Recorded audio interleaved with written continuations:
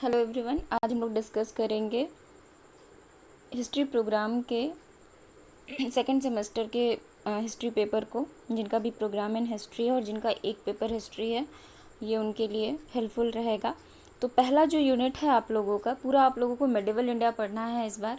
इससे पहले भी मैंने पूरे शॉर्ट क्वेश्चंस दिल्ली सल्तनत का कंप्लीट वहाँ तक का मैंने वीडियो अपलोड कर रखा है। वहाँ से आप लोग शॉर्ट क्वेश्चन से हेल्प ले लीजिए, वो इनफ है उतना शॉर्ट क्वेश्चन दिल्ली सल्तनत का। उसके बाद का भी फिर मैं प्रोवाइड करूँगी थ्रू मुगल्स तक का आप लोगों को देखना होगा। तो दिल्ली सल्तनत के सारे शॉर्ट क्वेश्चंस ऑलरेडी अपलोडेड है। प्लेलिस्ट में जाकर सेकंड सेम प्रोग्राम से सर्च करिए, वहाँ पे आप लोगों को सारे शॉर्ट क्वेश्चंस मिल जाएंगे।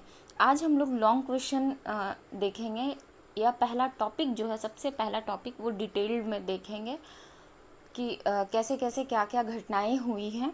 तो पहला जो टॉपिक है यूनिट 1 का, यहाँ पर आप लोगों को दिख रहा है। यूनिट 1 का पहला जो टॉपिक है वो है अरब कनकेस्ट, यानी अरब कनकेस्ट, अरबों का जो सिंध विजय था उसके बारे में पढ़ना है। इसका नेचर क्या था, ये अरब आक्रमण जो हुआ था उसका स्वरूप क्या था और इसके प्रभाव क्या है, ये दो चीज़। तो ओवरऑल ये एक लॉन्ग क्वेश्चन इस टॉपिक से बन सकता है कि अरब आक्रमण के क्या कारण थे, या अरब आक्रमण का क्या स्वरूप था, अरब आक्रमण के क्या प्रभाव थे। लेकिन अगर हम लोग प्रीवियस ईयर क्वेश्चन ट्रेंड देखें तो हमें देखने को मिलता है जो ये यूनिट 1, यूनिट 2 और यूनिट 3 है, ये तीनों आक्रमण से ही जुड़े हुए हैं। पहला अरब आक्रमण है, बाकी के दो जो तुर्क आक्रमण है, इनसे शॉर्ट क्वेश्चंस ज़्यादातर पूछे जाते हैं। तो शॉर्ट क्वेश्चन जानने के लिए भी हमें इन पर्टिकुलर पोर्शन को डिस्कस करना होगा। तो आज हम लोग यूनिट 1 के पोर्शन को डिस्कस करेंगे। अरब विजय को, जो सिंध विजय हुआ है अरबों के द्वारा, उस पर हम लोग डिस्कस करेंगे। तो हम लोग आ जाते हैं डायरेक्ट टॉपिक पर।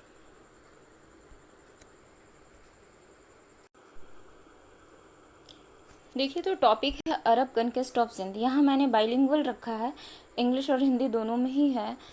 यहाँ पे स्टूडेंट्स 3 मीडियम से फॉलो करते हैं, तो आप लोग अपने लैंग्वेज में इसको लिख लीजिएगा, जिसका जो भी मीडियम है, इंग्लिश हो, बंगाली हो या फिर हिंदी हो, जस्ट समझ लीजिए। उसके बाद उसको आप लोग अपने लैंग्वेज में लिख लीजिएगा।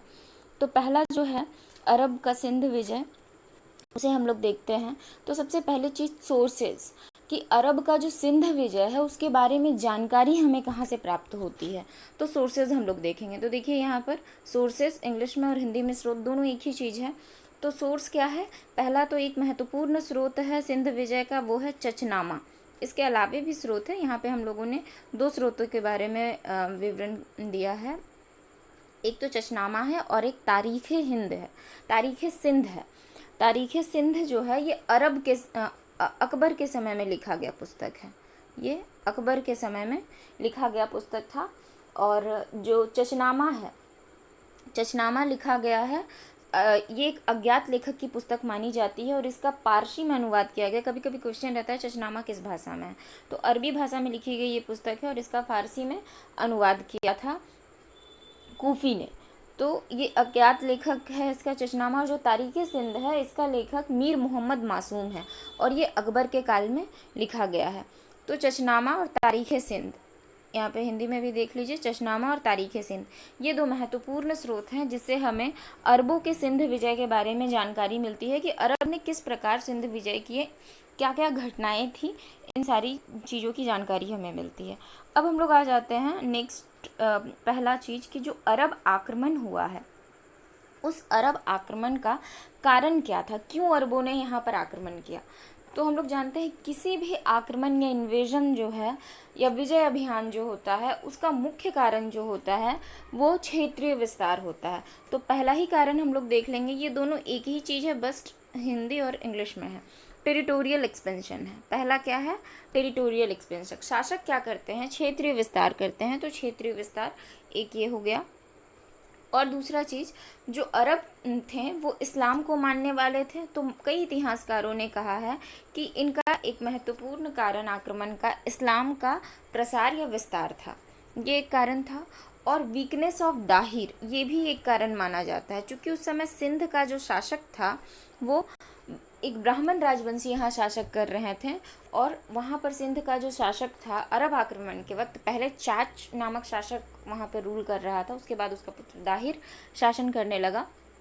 तो दाहिर कमज़ोर शासक था और उसके अधीन जो क्षेत्र थे वो उसकी सत्ता को मानने को तैयार नहीं थे। तो दाहिर एक लोकप्रिय शासक नहीं था। इसकी अलोकप्रियता भी एक कारण बनी कि अरबों ने यहाँ पे आक्रमण आसानी से कर लिया और उसके कई प्रतिद्वंद्वियों, दाहिर के प्रतिद्वंद्वियों ने अरबों को सहायता भी किया था यहाँ पर आक्रमण करने के लिए। कारणों में और एक कारण आ जाता है यहाँ पर इमीडिएट कॉज, यानी तत्कालीन कारण जो था वो क्या था। जैसे यहाँ पर देख लीजिए, तत्कालीन कारण या तत्कालिक कारण। तो इमीडिएट कॉज क्या था, तो एक घटना घटी थी, जहाज की लूट हुई थी और वो जहाज हज्जाज के पास जा रहा था, तो और खलीफा के पास भी जा रहा था, और वो जहाज पूरी तरह माल से भरा हुआ था और वो श्रीलंका से रवाना हुआ था। और वो जब देवल बंदरगाह क्रॉस कर रहा था, जो कि सिंध का ही बंदरगाह है, तो वहाँ के जो समुद्री डाकू थे, सी पायरेट्स जो थे, समुद्री डाकुओं के द्वारा जहाज को लूट लिया गया। तो हज्जाज ने इसकी जवाबदेही दाहिर से मांगी कि आपके ही बंदरगाह पर, आपके ही क्षेत्र के बंदरगाह पर ही हमारी सामानों की लूट हुई है, जहाज को लूट लिया गया है समुद्री डाकुओं के द्वारा, तो आप इसका हर्जाना दें। लेकिन दाहिर ने क्या किया, दाहिर ने इनकार कर दिया। तो बंदरगाह कौन सा था, बंदरगाह था देवल बंदरगाह। यहाँ पे ध्यान रखिएगा, बंदरगाह जो था वो आपका देवल बंदरगाह था, देवल बंदरगाह, देवल बंदरगाह था और वो सिंध का ही है। लेकिन दाहिर ने इनकार कर दिया। तो यहीं से शुरू होता है एक स्ट्रॉन्ग आक्रमण। चूँकि हज्जाज के पहले भी बहुत सारे आक्रमण हुए थे, लेकिन वो असफल रहे थे, खलीफाओं के काल में हुआ था, उसको हम देखेंगे नेक्स्ट पॉइंट में। पहले यहाँ पे मैप के थ्रू समझ लीजिए कि ये आक्रमण हुआ किस तरह है, किस क्षेत्र से हुआ है। तो देखिए सिंध, यहाँ पे आप लोगों को दिख रहा है, सिंध जो है ये इस रीजन में है, यानी पश्चिमी क्षेत्र में है, और उत्तर पश्चिम से थोड़ा सा नीचे वाले पोर्शन में आ जाता है। और यहाँ पर अगर हम लोग इस पोर्शन को देखें तो इधर बालूचिस्तान है, ठीक है। तो सिंध वाले क्षेत्र पर तो आक्रमण इन्होंने किया है। तो इस क्षेत्र पर आक्रमण करने का जो जरिया होगा या जो मार्ग होगा वो जाहिर सी बात है उत्तर पश्चिम होगा। अरब ही नहीं, अरब से पहले भी प्राचीन भारत में भी हम लोगों ने देख रखा है कि जितने भी आक्रमण हुए हैं वो उत्तर पश्चिम से ही होते हैं, क्योंकि पूर्वी क्षेत्र जो है यहाँ पर डेंस जंगल थे, जहाँ से आक्रमण करना क्या था, मुश्किल था। तो यहाँ से आक्रमण नहीं होता था पूर्वी क्षेत्र में। तो उत्तर पश्चिम मार्ग से आक्रमण किया करते थे आक्रमणकारी। अरब भी यहीं पर आए हैं, और चूँकि अरब साम्राज्य भी इस क्षेत्र में था तो इनके लिए तो आसान ही था कि बगल से ही इसी मार्ग से आक्रमण करना है। तो यहाँ पर आक्रमण के मुख्य हम लोगों को 4 क्षेत्र दिखते हैं कि आक्रमण करते थे ये लोग, जिसमें से 3 स्थल मार्ग थे। उन 3 स्थल मार्गों में एक महत्वपूर्ण था, बोलन दर्रे के आसपास से ये लोग करते थे, मकरान तट था, वहाँ से भी इनके द्वारा आक्रमण होता था, और एक समुद्री मार्ग भी था, समुद्री मार्ग के द्वारा भी आक्रमण होता था।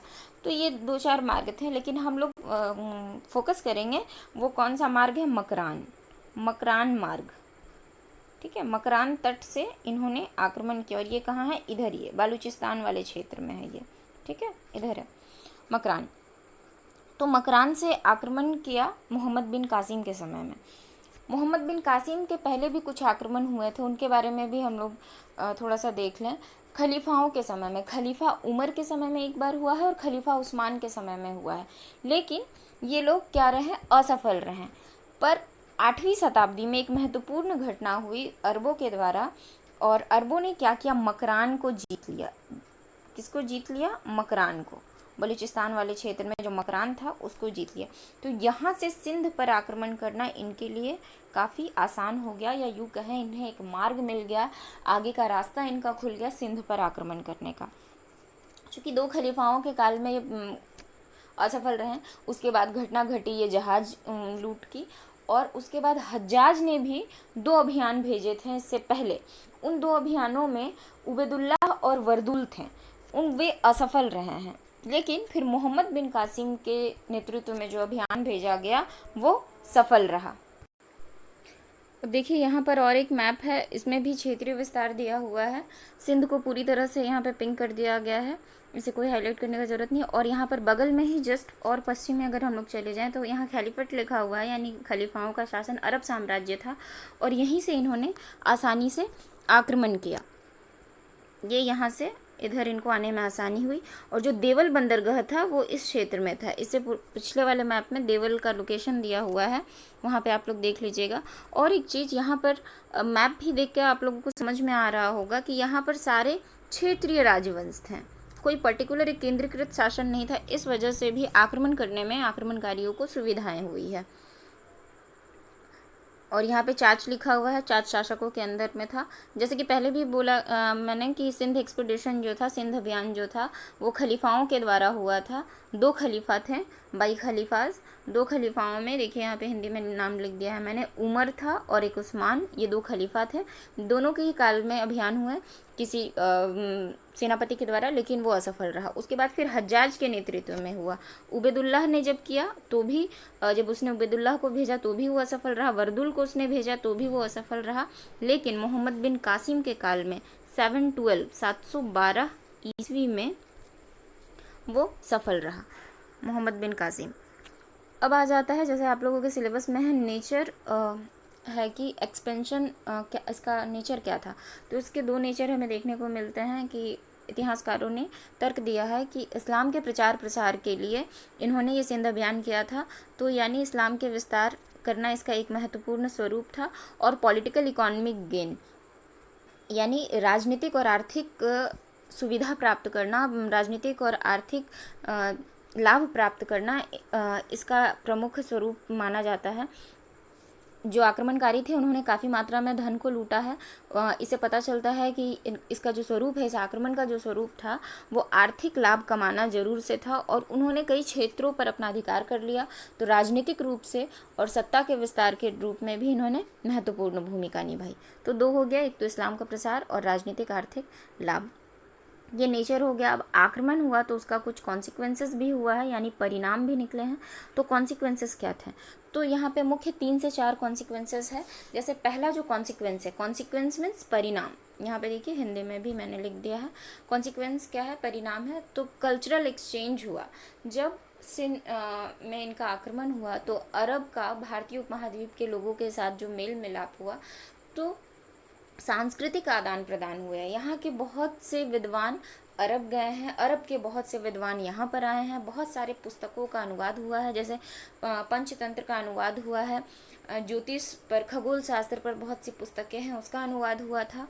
और एक महत्वपूर्ण परिणाम वो क्या दिखा कि न्यू रिलीजन इस सब कॉन्टिनेंट में आया था। इस्लाम बिल्कुल ही नया था इस कॉन्टिनेंट या भारतीय उपमहाद्वीप के लिए। तो एक नए धर्म का आना, एक नए धर्म से मिलना, ये भी एक महत्वपूर्ण परिणाम था।